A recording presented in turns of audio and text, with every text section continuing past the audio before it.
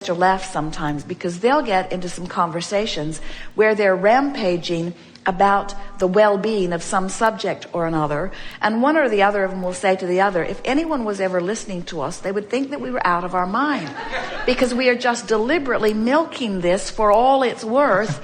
And we say it's worth really, really a lot. You know the benefit of momentum. Have you ever tried to push a car that was stopped? You put it in neutral or put it out of gear. Jerry and Esther do that a little bit every time they hook up their tow car because they like to push it back so that the hitch locks into place. There are some extension arms. And sometimes, depending on where it is, it's really hard to push. And other times, it's really easy to push, depending upon what's going on. If you've ever tried to push a car, even one on level ground, at first it's harder, but as momentum begins to happen, it gets easier and easier. So that's the rampage of appreciation idea. You've already got momentum going, and now you're benefiting by the momentum that you have going and adding to it, all for the purpose of practicing a vibration longer so that it will be easier for you to find that vibration later. Because when you focus upon a thought, you activate it.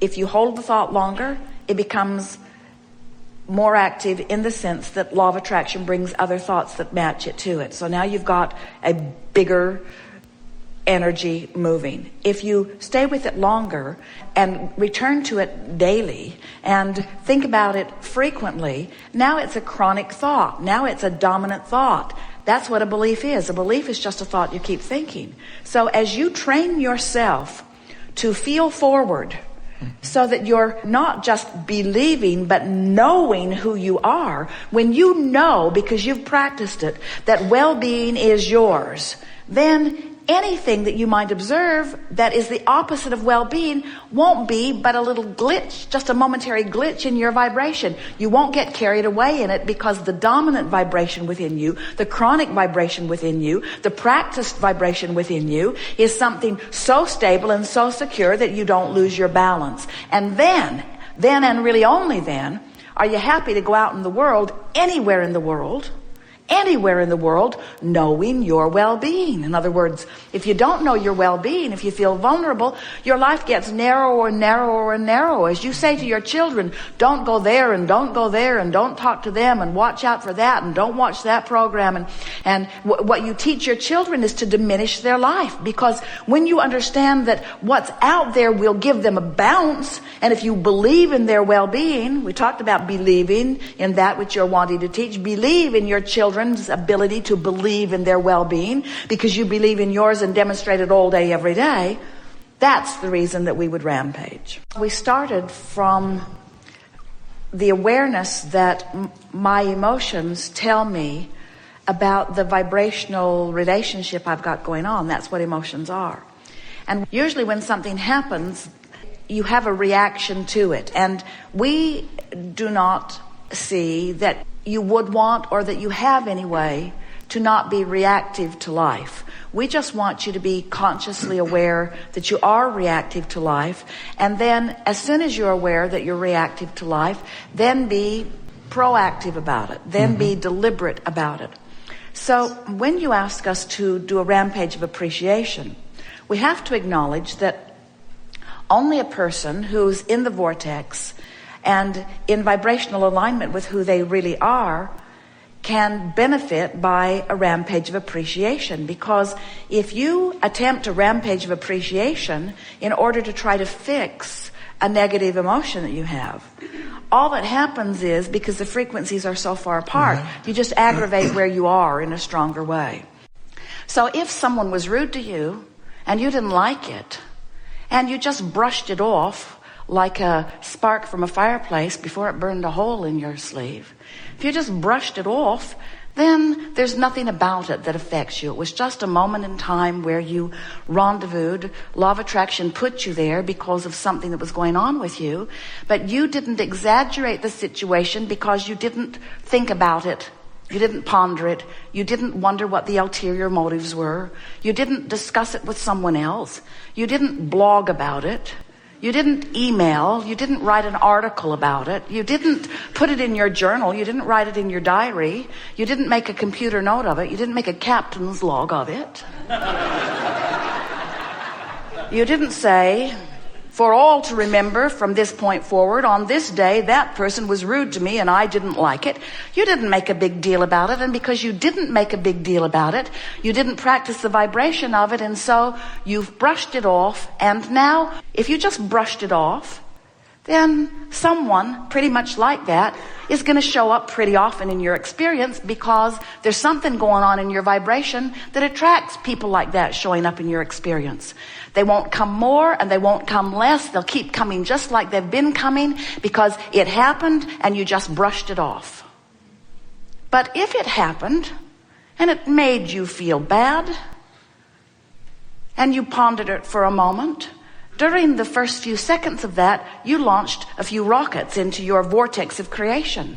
You launched rockets that say, I deserve to be respected, and I want to be respected, and I want to treat others with respect, and I want to feel good about life, and I like to feel secure, and I want to be secure in my experience, and I want to be an emanator of love, and I want to be an attractor of love, and I want to experience the well-being that I was born, and I want to know my worthiness. In other words, like rapid-fire rockets going into your vibrational escrow.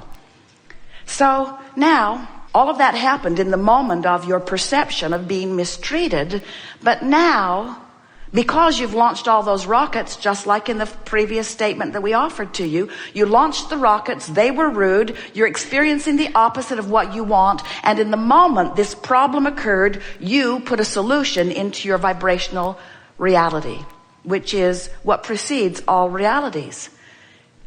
Another way of saying it is, you expanded because of this exposure to this person that you perceive to be treating you in a rude manner.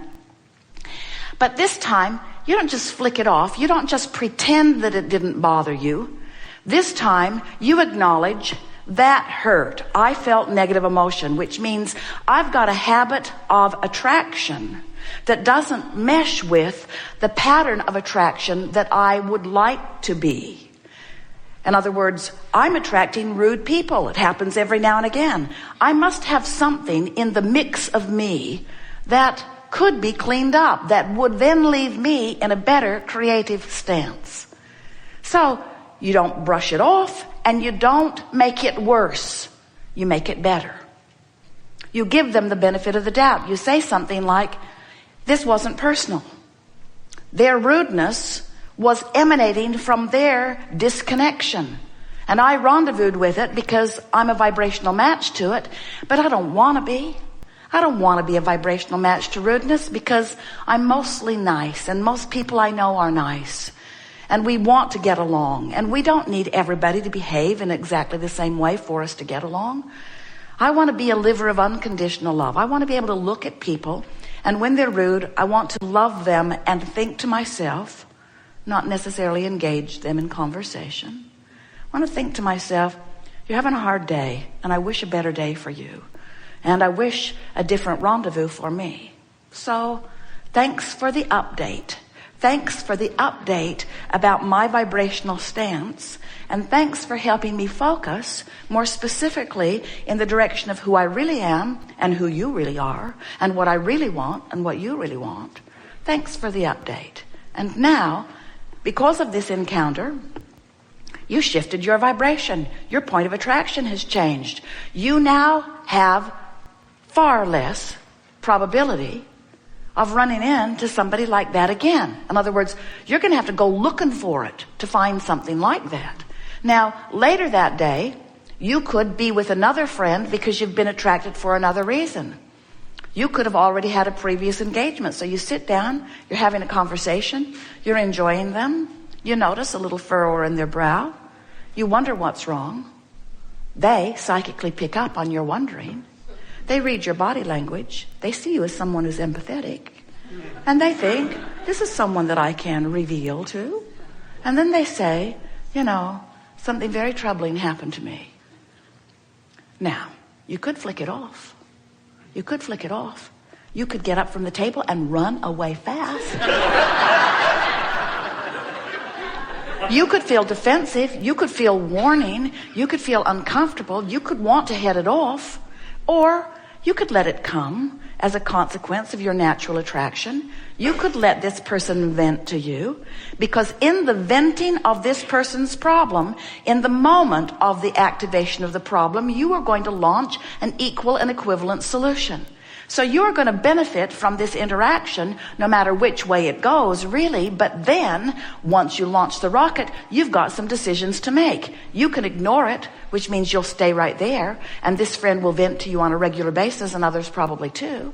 Or you can let this person vent his problem, which causes you to activate a solution, and then you can, maybe not in that moment, but as soon as this interaction has ended, you can spend time thinking about what it is you want for this friend. You can spend time activating within you, as the source within you already has, the solution to whatever problem he activated and verbalized to you. And if you do that, you'll feel the relief of coming into alignment. Now, you might say, that's odd, Abraham. I felt pretty good. He took me into a worse feeling place, and then I compensated for the worse feeling place by reaching for a better place. What have I gained? And we say, you've gained the power of focus. You've gained the benefit of the rocket that this person helped you launch. You've gained the benefit of launching a rocket and catching up to it. And most of all, you've achieved a new vibrational place, a new vibrational stance relative to this subject. And most important of all, you have done what you came to do. You have been a deliberate creator in that you've used the clay of the vibration that surrounds you, and you have created something better than existed before. In other words, you've got your hands in the clay. We want you to understand that you don't want to avoid troubling people. You don't want to go looking for them either. But it is so helpful to understand that if something troubling comes into your experience, it's there for an important reason. It's active in your vibration. To condemn whatever came for coming when you ask for it, even though you didn't know you did, is the wrong way of going about it. To blame it for coming, them for coming, what they said, what they did. To blame them when it's active in your vibration is really barking up the wrong tree. What you want to do is receive it and feel with your emotions the vibrational validity. Does it harmonize with who I really am and what I want, or is it off? And if there's any negative emotion, it's off. And what does that mean? When it's off, you got to get it back on. And when something's off and you work to get it back on, not by changing the condition, but by changing your approach to it, when you get it back on, you tune your vibrational frequency to a better feeling place, and you set up your future manifestation to include less of that.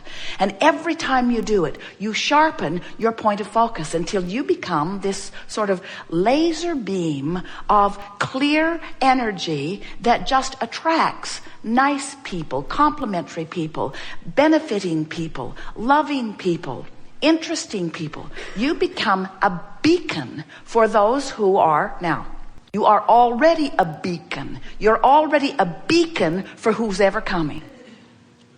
If you notice there's a lot of ornery people around you,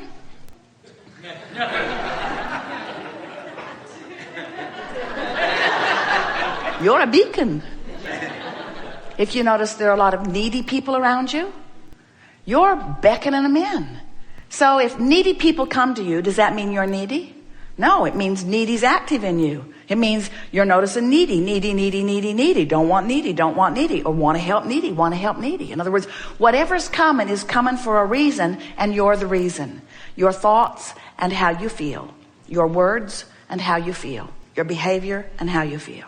Your effective rampages of appreciation all happen from inside the vortex. You don't use them as a way to get into the vortex. You use them as a way to practice the vibration once you're already in there, to sustain it longer, but yes, more than to sustain it, to practice it, to make it more identifiable, to give it more airtime, to make it more likely, to change expectation, to change vibrational resonance, to receive the benefit of alignment, to receive the benefit of the leverage of being a cooperative component. So you want to use it to prolong being there and to practice the vibration of being there. The next thing that we want to say is there are many things that can lead you there. And they don't have to be necessarily the process that we are teaching. We've been encouraging Esther to bask her way to sleep.